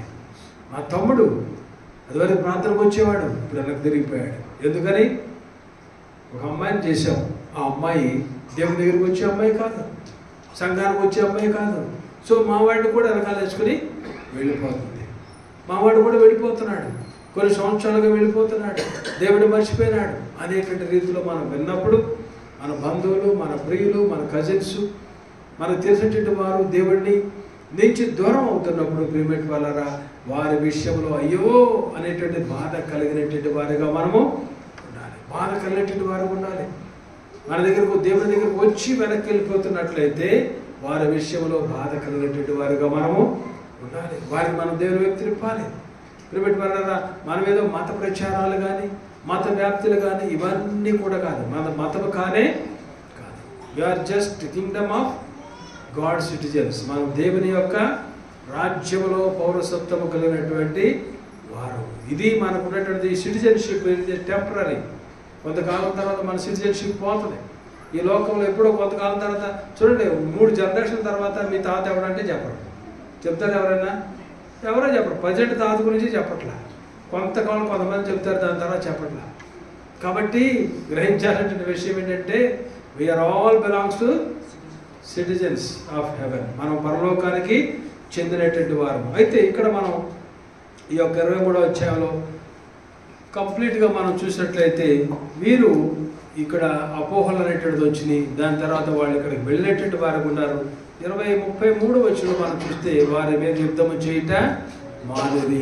తెలిసిన తర్వాత వాళ్ళ మీద యుద్ధం చేయడం అనేటువంటిది మానేశారు. లేకపోతే వాళ్ళ సంగతి చూస్తాం అనేటువంటి రీతిలో 9 గోత్రాల వాళ్ళు కూడా 2 గోత్రాల వారి మీదకి వెళ్ళిపోయినారు. అది ఇక్కడ చూడండి, మనం ఈ విషయంలోనే మనం ఏం చూస్తామంటే 23వ అధ్యాయంలోకి వచ్చినట్లయితే 23వ అధ్యాయం అంతా కూడా జాషువా యొక్క 23-24 అధ్యాయాలు జాషువా యొక్క ఫైనల్ మూమెంట్స్, చివరి దినాలు అన్నమాట. 23వ అధ్యాయానికి 24వ అధ్యాయానికి సుమారు 15 నుంచి 17-16 సంవత్సరాల గ్యాప్ ఉంటుంది అనేటువంటిది స్కాలర్స్ చెప్తున్నారు. 23వ అధ్యాయం నుంచి 24వ అధ్యాయానికి ఇంత గ్యాప్ అనేటువంటిది స్కాలర్స్ చెప్తున్నారు. అయితే ఇక్కడ మనం చూసేటువంటిది ఏంటంటే 23వ అధ్యాయంలో చుట్టూనున్న వారి శత్రువులలో ఎవరను వారి మీదకి రాకుండా యెహోవా ఇశ్రాయేలుకు నెమ్మది కలుగు చేసిన మీదట అనేక దినములైన తర్వాత యెహోషువ బహు సంవత్సరములు గల వృద్ధుడాయను. అప్పుడు అతను ఇశ్రాయేలులందరినీ వారి పెద్దలను వారి ముఖ్యులను వారి న్యాయాధిపతులను వారి నాయకులను పిలిపించి వారితో, నేను బహు సంవత్సరములు గడిచిన ముసలివాడను, మీ దేవుడిని యెహోవా మీ నిమిత్తమును సమర్థ జనులకు చేసినదంతా మీరు అంటే హిస్టరీ అంతా చెప్తున్నాడు. దేవుడు ఏం చేశాడు అనేటువంటిది చెప్తూ అతను చెప్పినటువంటిది ఏంటంటే ఈ యొక్క 23వ అధ్యాయం యొక్క మెయిన్ సారాంశము ఏంటని మనం చూస్తామంటే దేవునికి మీరు పూర్తిగా ఓబే అవ్వండి. కంప్లీట్గా దేవునికి విధేయత మీరు చూపించండి. ఇశ్రాయేలులారా, మీకు దేవుడు ఎలా సహాయం చేసినాడు, దేవుడు ఇతర ప్రజలైనటువంటి వారి విషయంలో దేవుడు ఎలాంటి జయాలు మీకు ఇచ్చినాడు, దేవుడే యుద్ధం చేసేటువంటి వాడుగా ఉన్నాడు కదా. చూడండి, యోర్దాను మొదలుకొని తూర్పు దిక్కున మహాసముద్రం వరకు నేను నిర్మూలన చేసిన సమస్త జన్మల దేశమును మీ గోత్రంలో స్వాస్థ్యమే మధ్య మిగిలి ఉన్న ఈ జన్మ దేశములను మీకు వంతు చెట్ల వలన పంచిపెట్టి మీ దేవుడైన యెహోవా వారిని మీ ఎదుట నిలవకుండా వెళ్ళగొట్టిన తర్వాత మీ దేవుడైన యెహోవా మీతో సెలవించినట్లు మీరు వారి దేశమును స్వాధీనపరుచుకుందరు. కాబట్టి మీరు మోషే ధర్మశాస్త్ర గ్రంథంలో వాయబడిన అంతటినీ గైకొని అనుసరించుటకు మనసు దృఢము చేసుకుని ఎడమకు కానీ కుడికి కానీ దాని నుండి తొలగిపోక మీ యొద్దరున్న మిగిలిన ఈ జనుల సహవాసము చేయక. చూడండి, ఇక్కడ చాలా ఇంపార్టెంట్ థింగ్స్ యెహోషువ చెప్తున్నాడు. దేవుని ధర్మశాస్త్రమును గైకొనే విషయంలో మీరు జాగ్రత్తగా ఉండండి. దేవుని యొక్క వాక్యం మీరు జాగ్రత్తగా గైకొనండి. అలాగనే మరలా చెప్తూ కొంతమందిని మీరు ఆక్యుపై చేసేటువంటి ప్లేస్లో కనానీయులను కొంతమందిని మీరు బయటికి పంపలేకపోయినారు. అయితే అక్కడ ఉన్నటువంటి వారితో మీరు సహవాసం అనేటువంటిది చేయొద్దు. వారి దేవతల యొక్క పేళ్లను ఎత్తకూడదు. అప్లిమెంట్ వల్ల చాలాసార్లు మనం ఎత్తుతూ ఉంటాం. మనము కూడా ఎత్తకుండా ఉండడానికి ట్రై చేయాలి. ఇతరుల యొక్క పేర్లు, ఇతరుల యొక్క దేవతలు, ఇతరులు ఆరాధించేటువంటి వారి యొక్క పేర్లు మనం ఆల్మోస్ట్ నోరు పూసుకుంటాం మంచిది. ఏ ఫెస్టివల్ వస్తుంది అనగానే టక్కుమని చెప్పకూడదు. వస్తుంది ఏదో ఫెస్టివల్ మనకెందుకు అనేటువంటి రీతిలో సమ్ ఫెస్టివల్ ఇస్తాం అనేటువంటి రీతిలో ఉండాలి. కానీ వారి పేర్లు మనం వాటిని ఉచ్చరించేటువంటి వారిగా మనము ఉండకూడదు. మన నోటికి మనం అది వేసుకునేటువంటి వారిగా మనం ఉండాలి. ఏది పెడితే మాట్లాడి ప్రతి విషయంలో కూడా కంట్రోల్ కలిగేటువంటి వారుగా చెప్తున్నాడు. యెహోషువ చెప్తున్నాడు, వారి దేవతల పేడను ఎత్తక వాటి తోడని ప్రమాణము చేయక, వాటిని పూజింపక, వాటిని నమస్కరింపక, మీరు నేటి వరకు చేసినట్లు మీ దేవుడు యెహోవాను హత్తుకొని ఉండవలను. యెహోవా బలము గల గొప్ప జనములను మీ ఎదుటి నుండి కొట్టివేసినాడు. మీ ఎదుటి నేటి వరకు ఏ మనుషుడును మీ దేవుడిని యెహోవా మీకు ఇచ్చిన మాట చొప్పున తానే మీ కొరకు యుద్ధము చేయబడు కనుక మీలో ఒకడు 1000 మందిని. కాబట్టి మీరు జాగ్రత్త పడి మీ దేవుడిని యెహోవాను ప్రేమింపవలను. చూడండి, ఇక్కడ యెహోషువ చెప్పేటువంటిది, తర్వాత తను చెప్పేటువంటిది ఏంటంటే, మీరు వెనుకకు తొలగి మీ వద్ద మిగిలిన జనులను హత్తుకొని వారితో 1000 మంది, వారితో మీరును మీతో వారిని సాంగత్యము చేసేడలా. ఇది కూడా మనం చేస్తూ ఉంటాం. అందుకనే కుటుంబాలు వెనక్కి జారిపోతున్నాయి. విలువలు లేనటువంటి వారికి అయిపోవడం ఏంటంటే, జోడి సరైనటువంటి రీతిలో ఉంటుందా. భార్యాభర్తలు జోడి సరిగ్గా ఉండాలి. భార్యాభర్తలు జోడి సరిగ్గా లేకపోతే ప్రాబ్లమ్స్ వచ్చేస్తూ ఉంటాయి. అందుకని ప్రార్థనాపూర్వకముగా అన్నిట్లో ఘనమైనటువంటిది వివాహము. వివాహము విషయంలో దాన్ని మనము సీరియస్గా తీసుకోవాలి. డబ్బు చూడకూడదు, అందము చూడకూడదు, ఆస్తులు చూడకూడదు, రంగులు చూడకూడదు, గోత్రాలు చూడకూడదు, మన సామాజికాలు ఇవన్నీ చూడకూడదు. దేవుడు నీకు చెప్పాడా? దేవుని యొక్క చిత్తం అని తెలుసుకున్నావా? అందులోకి వెళ్ళిపో. దేవుని నడిపింపు ఉందా? దేవుడు సమాధానం ఇచ్చాడా నీకు? వివాహ విషయంలో అలా వెళ్ళిపో. ఆస్తి చూసి, అంతస్తు చూసి, రంగు చూసి, ఇది మనసులో ఉన్నప్పుడు ఇదే దేవుని చిత్తం అని మనకు తెలుస్తూ ఉంటుంది. ఎందుకు? మా మనసు డబ్బు మీద ఉంది. ఎందుకు మన మనసు సినిమా యాక్టర్ మీద ఉంది? ఎందుకు మన మనసు ఆస్తి మీద, గొప్ప మీద? పెద్ద పేరు కలిగిన కుటుంబం అండి, ప్రఖ్యాతిగాంచినటువంటి కుటుంబం అండి, ఆ కుటుంబం బియ్యం అంతే మంచిదండి అంటా ఉంటాం. తర్వాత వస్తుంది వాళ్ళు పడే తిప్పలు మీకు తెలియదు, వాళ్ళు పడేటువంటి పిల్లలు పడేటువంటి తిప్పలు మీకు తెలియదు. నాకు తెలుసుకునేటువంటి కుటుంబాలు చాలా పెద్ద కుటుంబం అన్నారు. పాప అమ్మాయి ఇక్కడికి వచ్చేది, పాప నా దగ్గరకు వచ్చి ప్రార్థన చేయించుకోలేదు. ఒక ఎమ్మెల్యే ఎంపీ గారు కోడలుగా అయింది. ఆ పిల్ల చిన్న పిల్ల, పెద్ద అక్కడెక్కడో ఉండేవాడు వైట్పేట దగ్గర. సడన్గా వచ్చేది, బస్సులో వచ్చేసి ఇక్కడికి వచ్చేది. మొదటి నాన్న కాసేపు కూర్చుని మాట్లాడి మళ్ళీ పాపం లేట్ అవుతుందని బండి మీద ఎక్కించుకుని నేను ఎన్నోరు తెచ్చాడు. ఆ రోజులో బస్సులు ఉండే కాదు.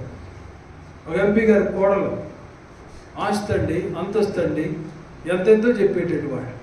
చివరికి చూస్తే ఏంటమ్మా అంటే, ఈ మధ్యలో కూడా వచ్చారు, లాస్ట్ ఇయర్ అనుకుంటే ఒకసారి వచ్చింది. ఆస్తి ఉంది, అంతస్తులు ఉంది, సమాధానం లేదు, శాంతి లేదు. ఈ పిల్ల దేవుడిని ఎరిగినటువంటి పిల్ల, ప్రార్థన చేసిన పిల్ల, కానీ తండ్రి దేవుడిని ఎరగల. అందుకని గొప్ప కుటుంబం అండి, పేరు కలిగినటువంటి కుటుంబం అండి. రాజుల సొమ్ము రాళ్ల పాలైపోతుంది, ఎలా పడితే అలా సంపాదిస్తే అలాగైపోతుంది. కాబట్టి మనం బియ్యం అందేటువంటి విషయంలో కూడా జాగ్రత్తగా మనము ఎవరితో సాంగత్యం చేస్తున్నాం. మీ దేవుడని యెహోవా మీ ఎదుట ఈ జనులను కొట్టివేయటం మాను. మీ దేవుడని యెహోవా మీకు ఇచ్చిన ఇది మంచి దేశంలో ఉండకుండా మీరు నశించే వరకు వారు మీకు ఉరిగా, బోనుగాను, మీ ప్రక్కల మీద కొరడాలుగాను, మీ కనులకు ముళ్ళగాను, ఇదిగో నేడు నేను సర్వలోకుల మార్గమున వెళ్ళుచున్నాను. మీ దేవుడని యెహోవా మా విషయమై సెలవిచ్చిన మంచి మాటలను, మీ విషయమై సెలవిచ్చిన మంచి మాటలన్నింటిలో ఒక్కటైనా తప్పెట్టలేదని మీరు చూడండి. దేవుడు చెప్పినటువంటి మాటలు ఎన్నడూ కూడా వాటిని తప్పడు. ఏ ప్రామిసెస్ దేవుడు చేశాడో, ఈవెన్ దో వీఆర్ అన్ఫెయిత్ఫుల్, మనము నమ్మకంగా లేకపోయినా సరే, even though we are not up to the mark, భక్తి విషయంలో అప్ టు ద మార్క్ లేకపోయినా, God is so faithful to us. దేవుడు ఎంత నమ్మకస్తుడు ప్రేమటి వల్ల మనము దేవుని యొక్క కొలమానంలో ఏమాత్రము సరిగా ఉండేటటువంటి వారం కాదు.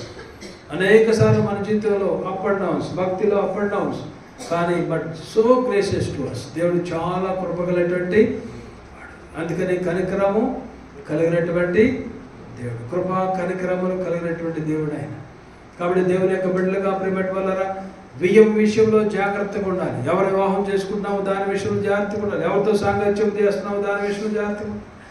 ఎవరితో పడితే వాళ్ళతో మనము సాంగత్యం అనేటువంటిది మంచిది కాదు. కాబట్టి ఇక్కడ యెహోషువ చెప్పేటువంటిది ఏంటంటే 16వ వచనం, మీరు మీ దేవుడైన యెహోవా మీకు నియమించిన ఆయన నిబంధనను మీరి ఇతర దేవతలను పూజించి వాటిని నమస్కరించిన యెహోవా కోపము మీ మీద మండును కనుక ఆయన మీకు ఇచ్చిన ఈ మంచి దేశంలో ఉండకుండా మీరు శీఘ్రముగా చూడండి. మనము నాశనం అవటానికి, మనము జారిపోవటానికి, మనము సమస్యలు, మనము ఆర్థిక ఇబ్బందులు, మనము లేనిపోయినటువంటి అనారోగ్యాలు, లేనిపోయినటువంటి ప్రాబ్లమ్స్ ప్రేమిట్ వలన మనం దాన్ని ఫేస్ చేయడం గల కారణము, అలాగనే కుటుంబాలు ఆ రీతిగా అవటానికి గల కారణాలు, మనం ఉండేటువంటి ప్రాంతాల్లో కరువులు రావడానికి గలటువంటి కారణం, అలాగే మన స్టేట్స్లో డిస్టర్బెన్స్లు, ఇబ్బందులు రావడానికి గలటువంటి కారణం, మన దేశంలో రావడానికి గలటువంటి కారణాలు, వీటన్నిటికీ కారణం ఏంటంటే దేవుని యొక్క వాక్యం ఇక్కడ చెబుతున్నారు. ఏం చెప్తున్నారు దేవుడు?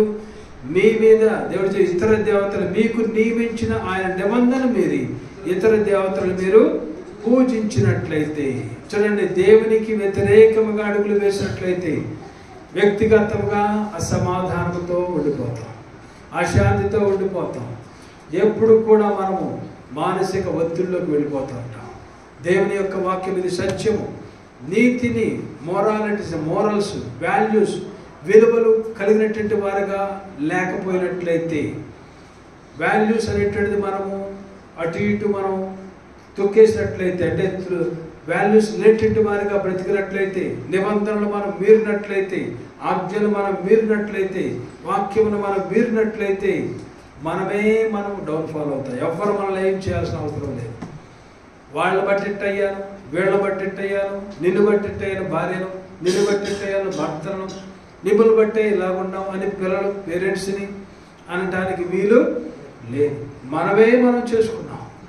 మనల్ని బట్టి మన యొక్క స్వంత మన యొక్క వాల్యూస్ని కోల్పోయి వాక్యములకు వ్యతిరేకముగా అన్య దేవతల వైపు వెళ్ళిపోయి, దేవతలు అంటే లిటరల్గా వాటి విగ్రహాలను కాదు, మరొకదాన్ని మన హృదయంలో పెట్టుకున్నప్పుడు, దేవుని కంటే ప్రథమ స్థానం మనం ఇచ్చినప్పుడు, that's it, we are falling down. మనం బ్యాక్ స్లైడ్ అయిపోతూ ఉంటాం, వెనక్కి జారిపోతూ ఉంటాం. అన్ని కోణాల్లో, ఆర్థికంగాను, మానసిక పరిస్థితుల్లోనూ, అనేకమైన అనారోగ్యాల్లోనూ, ఇబ్బందుల్లోనూ దేవుడిని ఎప్పుడైతే నువ్వు బయటికి పంపించేస్తున్నావు అప్పుడు డౌన్ఫాల్ అవడం అనేటువంటిది జరుగుతుంది. చాలా జాగ్రత్తగా గమనించాలి. నీవు వ్యక్తిగతంగా, నీ కుటుంబముగా, నీ దేశము, నీ ఊరు, నీ రాష్ట్రము, నీ దేశము బ్యాక్ స్లైడ్ అయిపోవడానికి పవర్ఫుల్గా ఉన్నటువంటి నేషన్స్ ఎందుకు పడిపోతున్నాయి, ఎందుకు అయిపోతున్నాయి? వేల కొలది, లక్షల కొలది అబార్షన్స్ అయిపోతున్నాయి. ఎందుకు అబార్షన్స్? సో కాల్డ్ క్రైస్తవ దేశంగా, పవర్ఫుల్ నేషన్గా, ప్రపంచంలో గొప్ప దేశం అనేటువంటిది ఏది? అమెరికా దేశం అనేటువంటిది పవర్ఫుల్. ఏంటి అక్కడ జరుగుతున్నటువంటిది? ఇప్పుడు చాలా బాగున్నట్టు ఉంది. చూడండి, అది డౌన్ఫాల్లో ఉంది, జారిపోతుంది, వెనక్కి వెళ్ళిపోతుంది. దాని యొక్క ఆర్థిక స్థితులు ఇవన్నీ కూడా వెనక్కి వెళ్ళిపోతున్న విధానం చూస్తున్నాం. ఎందుకని? మెయిన్ థింగ్ ఏంటంటే బైబిల్ను పక్కన పెట్టేటువంటి వారుగా వాళ్ళు ఉన్నారు. బైబిల్ను పక్కన పెట్టేసిన వారుగా ఉన్నారు. దేవుని వాక్యం అంటే విలువ లేదు. అన్ని చోట్ల వరకు 10 కమాండ్మెంట్స్ ఉండేటువంటి, 10 కమాండ్మెంట్స్ ఉంటే అరెస్ట్ అంట, 10 కమాండ్మెంట్స్ ఉంటే కేసులు అంట. మనం చెప్పుకున్న అమెరికా దేశం, క్రైస్తవ దేశం, ఏం జరుగుతుంది అక్కడ? అబార్షన్స్. వాల్యూస్ అనేటువంటిది లేదు. Abortion it just killing. పిల్లలు అనేటువంటి వారిని చంపడం అనేటువంటి జరుగుతుంది. వేల కొలది, లక్షల కొలది అబార్షన్ జరుగుతుంది.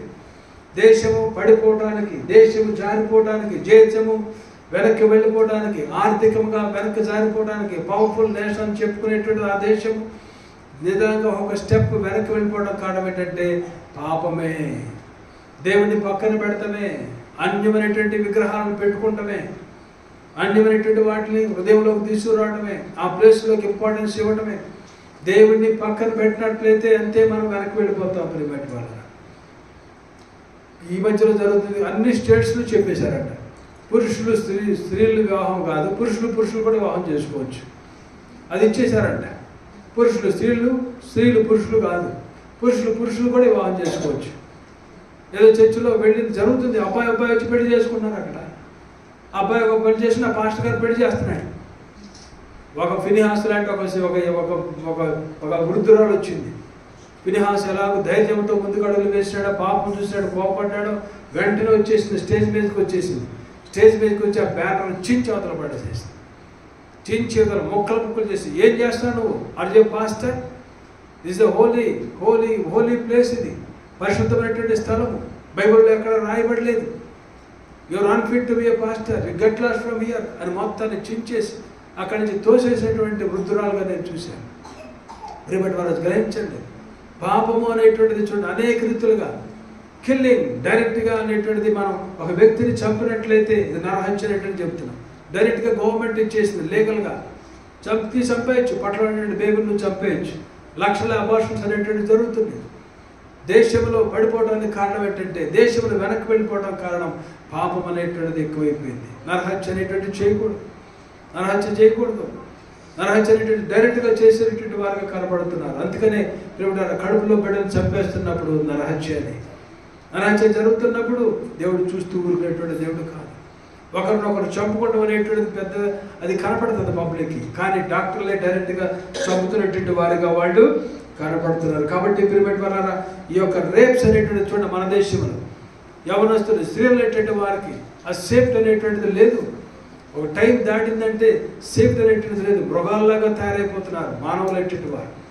ఎట్లా పడితే విలువలు అనేటువంటి వారుగా స్త్రీలను చూసినప్పుడు సొంత అక్కలు, సొంత చెల్లెళ్ళు, సొంత అమ్మలు, సొంత పిన్నిళ్ళు చూసినటువంటి విధానంలో చూడాలనేటువంటిది ఎవరు టీచ్ చేయట్లేదు. ఇవ్వడానికి సోషల్ మీడియా వచ్చేసింది, పాపం అనేటువంటిది పెరిగిపోయింది, ఫోనోగ్రఫీ అనేటువంటిది పెరిగిపోయింది.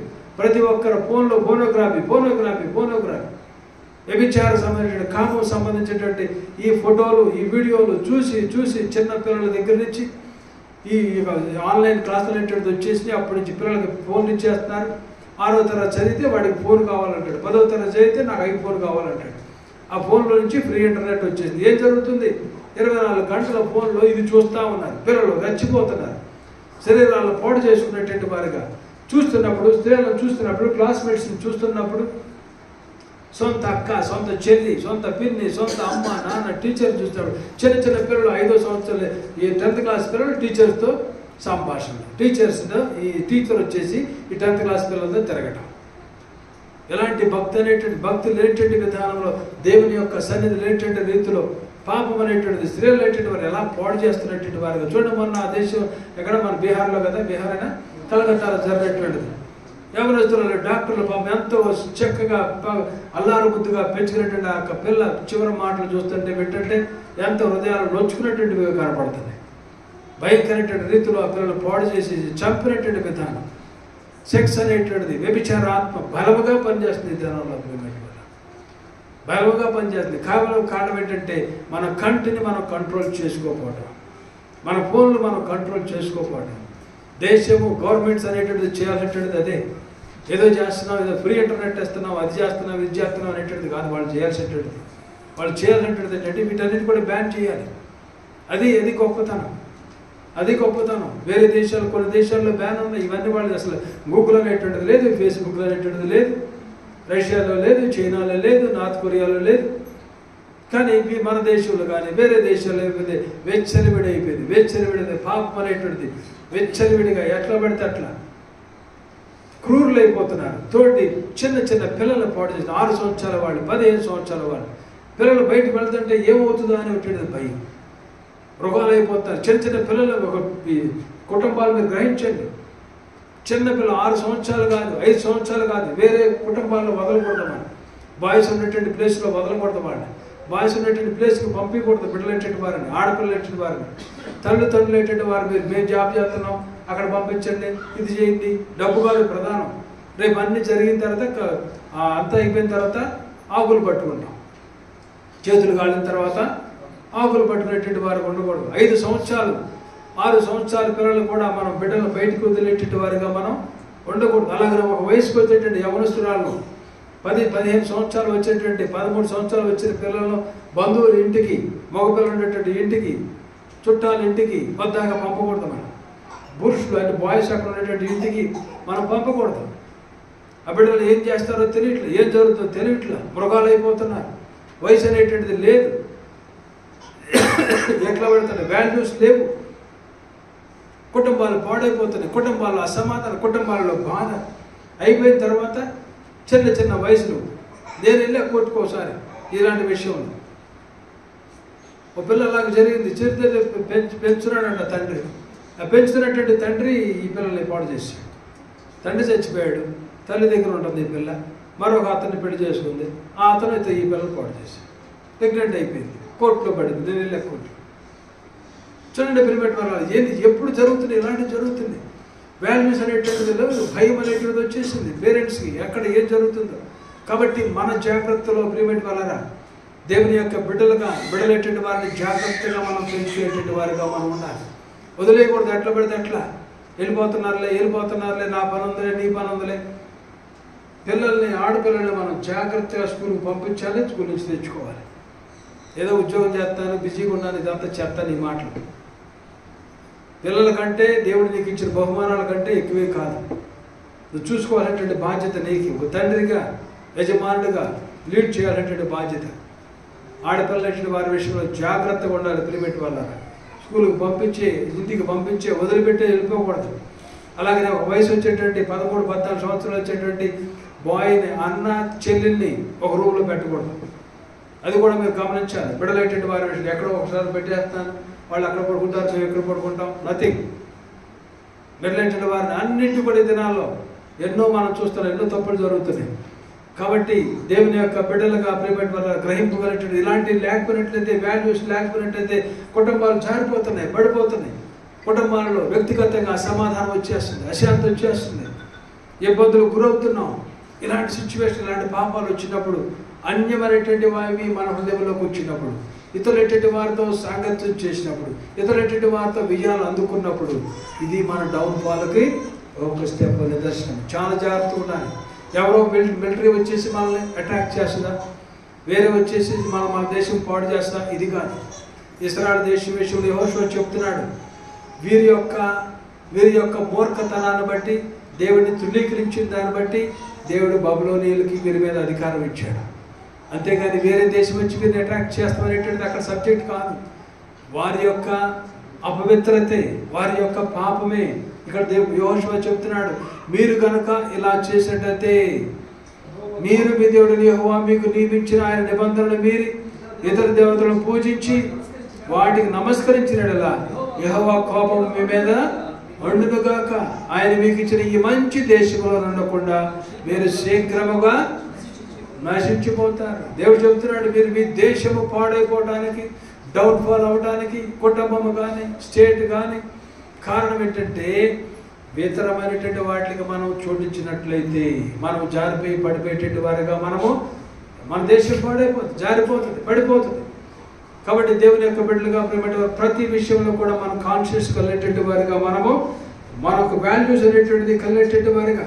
చూడండి, నిన్న మొన్న కూడా మనం చూసినట్లయితే ఈ యొక్క దీని విషయంలో ఎక్కడైతే దేవుని ఆజ్ఞలు మనం డినై చేస్తామో అక్కడ అల్టిమేట్గా మన దేశంలో మన కుటుంబాలు వెనక్కి వెళ్ళిపోవడం అనేటువంటిది జరుగుతుంది. అట్లాగనే లాస్ట్ ఇక్కడ వేరే అమెరికా దేశానికి చెందినటువంటి అందరూ కూడా చాలామంది, జార్జ్ బుష్ ఫాదర్, పెద్ద బుష్ ఉంటాడు కదా, డబ్ల్యూ బుష్ ఏదో ఉన్నాడు, జార్జ్ బుష్ వాళ్ళ ఫాదర్, సీజే జార్జ్ ఏది ఉంది వాళ్ళ ఫాదర్ కూడా, చాలామంది, తర్వాత అబ్రహాం లింకన్ కానీ, వీళ్ళందరూ కూడా బైబిల్కి ఇంపార్టెన్స్ ఇచ్చారు. మొన్న జరిగినటువంటి నేషనల్ డే ఆఫ్ ప్రేయర్లో ఈ యొక్క బైడెన్ కనీసం ఒక్కసారి కూడా ఇంతకుముందు జరిగినటువంటి తన యొక్క ఆ టైంలో జరిగినటువంటి ఆ యొక్క నేషనల్ డే ఆఫ్ ప్రేయర్లో దేవుడి గురించి మాట కూడా చెప్పలేదంట. ఎవరు ఇంతవరకు వాళ్ళ యొక్క డిక్లరేషన్లో దేవుడి లేకుండా ఎవరు మాట్లాడారు, కానీ బైడెన్ అలా మాట్లాడారంట. అందుకని బైబిల్ స్కాలర్స్ అనేటువంటిది ఏంటంటే, దేవుని యొక్క సన్నిధిని త్రోసివేస్తున్నారు, వాక్యమును దేశం నుంచి బయటికి పంపించేస్తున్నారు. కాబట్టి దేశము పాడైపోవడానికి కారణం కూడా ఇంప్లిమెంట్ వల్ల మనం చాలా గొప్ప దేశం అనుకుంటున్నాం, బట్ ఎండ్ టైంలో దాని యొక్క పాత్ర ఎక్కడా కనపడదు. అమెరికా దేశం యొక్క పాత్ర ఎక్కడా కనపడదు, ఏది కనపడదు. ఇజ్రాయెల్ మీదకి ఇరాన్, రష్యా, ఇంకెవరో చెప్పాలి మీరు, టర్కీ, చైనా లేదు, చైనా ఎక్కడ అందుట్లో మెన్షన్ అవ్వాల, ఇథియోపియా అనుకుంటా. ఈ చిన్న చిన్న దేశాలు గోగుమాగో టైంలో ఉంటాయి, కానీ అమెరికా దేశం వస్తుంది అనేటువంటిది ఎక్కడ కూడా లేదు. అది డౌన్ఫాల్లో ఉంది, జారిపోతుంది. ఇంకా కొంతమంది భక్తులు అక్కడ ఉండి ప్రార్థన చేస్తారు కాబట్టి ఆ దేశం ఈ మధ్యలో కూడా కొన్ని ప్లేసుల్లో మన స్టేట్లో ప్రతి ఒక్క స్కూల్లో 10 కమాండ్మెంట్ పెట్టాలి అనేటువంటిది ఎవరో మన బదులు చేశారు. ఏదో స్టేట్ అది నాకు గుర్తులేదు, నా దగ్గర వీడియో కూడా చూశాను. కాబట్టి ఇంప్లిమెంట్ వల్ల దేవుని యొక్క సన్నిధి లేకపోయినట్లయితే ఇదే ప్రాబ్లమ్స్ వస్తూ ఉంటాయి. అలాగనే 24వ అధ్యాయంలో మనం చూసినట్లయితే దీని యొక్క మెయిన్ సారాంశం ఏంటంటే ఈ యొక్క యెహోషువ చెప్పేటువంటిది సేమ్ వేలో మీరు చూడండి 23వ అధ్యాయం మొదటి వచనంలో ఇలా అందరినీ కూడా అప్పుడు అతని ఇశ్రాయేలులందరినీ వారి పెద్దలను వారి ముఖ్యులను వారి న్యాయాధిపతులను 23వ అధ్యాయంలో చూస్తాం. అట్లాగనే 24వ అధ్యాయంలో కూడా యెహోషువ కొన్ని సంవత్సరాల తర్వాత మరలా ఇశ్రాయేలు గోత్రంలో వారిని చదవండి ఒకసారి. షేకెములో పోగు చేసి పెద్దలను వారి ప్రధానులను న్యాయాధిపతులను వారి నాయకులను పిలిపింపగా దేవుని సన్నిధిని నిలిచిరి.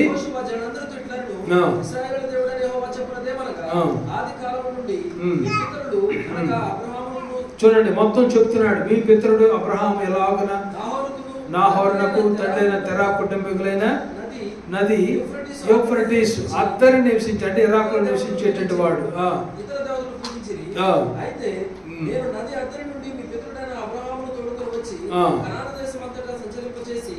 కనాను దేశం అంతటిని సంచరింపజేసి సంతానం విస్తరింపజేసి ఇస్సాకు నిశ్చితిని యాకోబు ఏశావు నిశ్చితిని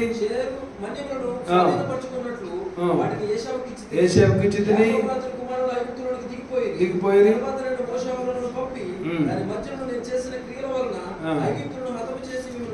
వేలపలకలపై చూడండి మొత్తం చెప్తున్నాడు. ఒకసారి దేవుడు చేసేటువంటిది చదవండి ఒకసారి.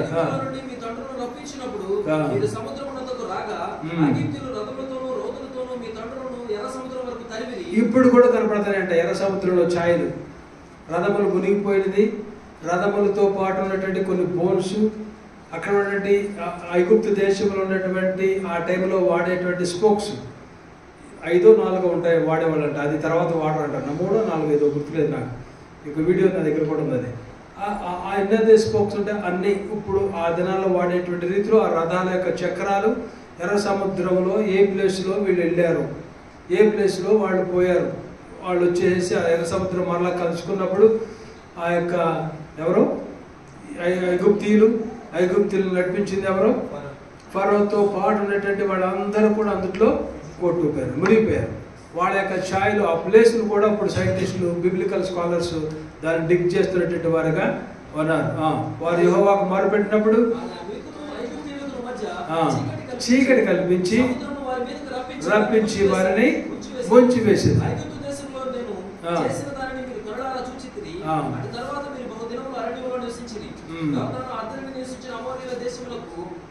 రప్పించినప్పుడు వారు మీతో యుద్ధం చేయగా నేను మీ చేతికి వారిని అప్పగించితిని. మీరు వారి దేశంలో స్వాధీనపరచుకుంటుని, వారి ఎదుట నిలవకుండా వారిని నశింపజేసితిని. తర్వాత మోయాబు రాజును సిప్పోరు. చూడండి ఇక్కడ మొత్తం హిస్టరీ చెప్పుకొస్తున్నాడు. ఇశ్రాయేలుకి జరిగినటువంటిది అంతా కూడా చెప్తున్నాడు. బాలాకు లేచి ఇశ్రాయేలు యుద్ధం చేసి మిమ్మల్ని శపించుటకు బిలామును పంపగా బిలాము మనవి నేను వినలేదు, అతని చేతులు నేను మిమ్మల్ని విడిపించింది. తర్వాత మీరు యోర్దాను దాటి ఎరుకో దగ్గరకు వచ్చినప్పుడు యజమానులకు చూడండి ఇక్కడ ఎంతమందినో అమోరీయులను, పెరిజ్జీయులను, కనానీయులను, హిత్తీయులను, గిర్గాషీయులను, హీఫీయులను, యెబూసీయులను చేయగా నేను వారిని మీ చేతికి. తర్వాత 13వ వచనం, మీరు కట్టని పట్టణంలో మీకు ఇచ్చి ఉన్నాను, మీరు నాటని ద్రాక్ష తోటల పండ్లను, ఒలీవ తోటల పండ్లను. కాబట్టి మీరు యెహోవా యందు భయభక్తులు గలవారై ఆయన నిష్కపటముగా స్వచ్ఛముగా. చూడండి ఇక్కడ 3 విషయాలు చెప్తాడు. మొట్టమొదటి ఏంటంటే యెహోవా యందు భయభక్తులు గలవారై ఉండండి. 11వ వచనం 14వ వచనం. ఈ 14వ వచనంలోనే 3 ఇంపార్టెంట్ విషయాలు ఇక్కడ మనం చూస్తాం. యెహోవా యందు భయభక్తులు కలిగిన వారికి ఉండండి. రెండవది నిష్కపటముగాను సత్యముగాను సేవించండి. తర్వాత పితరుల అతని ఐగుప్తులు సేవించిన దేవతలను తొలగదేసినటువంటిది యెహోవానే సేవించండి, నన్నే సేవించండి, యెహోవాను మాత్రమే సేవించండి. దేవుడు యెహోషువ ద్వారా చెప్తున్నాడు ఈ 3 విషయాలు. ప్రియమైన వారా, మీరు దేవుడిని వెంబడించండి, భయభక్తులు గలవారై ఆయనను వెంబడించండి. తర్వాత నిష్కపటముగాను సత్యముగాను ఆయనను సేవించండి. అలాగనే ఆ దేవతలు వైపు తిరగొద్దు, నన్నే సేవించండి అనేటువంటిది కూడా 3వ పాయింట్కి ఇక్కడ చెప్తున్నాడు. అర్థమైనటువంటి అంటే అక్కడ ఉన్నటువంటి దేవతలను మీరు సేవించొద్దు, నన్ను మాత్రమే మీరు సేవించండి అని దేవుడి రీతిగా చెప్తాడు. ఇక్కడ మనం చూస్తే ఈ యొక్క 16వ అధ్యాయంలో సర్వ్ చేయడం అనేటువంటిది, సేవించడం అనేటువంటిది 16 సార్లు ఇక్కడ మెన్షన్ చేశారు. చూడండి ఇక్కడ అలాగనే మొదట్లో చెప్తాడు యెహోషువ ఏం చెప్తాడు? నేనును నా కుటుంబము యెహోవానే సేవిస్తాము, మీరు ఏం చేస్తారో నాకు తెలియదు, మీరు ఏమైనా చేయండి నాకు తెలియదు, నేను మాత్రము యెహోవానే సేవిస్తాము. చూడండి ప్రియమైన వల్ల దేవుడు ఈ రీతిగా యెహోషువ ద్వారా తను చెప్తున్నటువంటి వాడిగా ఉన్నాడు. అలాగే మనం ఇక్కడ 19వ విషయం చూసినట్లయితే ఒకటి మనకు అర్థం కానటువంటి విషయం కనపడుతుంది. ఇక్కడ చదవండి ఒకసారి 19వ విషయం. పరిశుద్ధ దేవుడు, రోషం గల దేవుడు, అపరాధములను ఏంటంటే చదవండి ఒకసారి.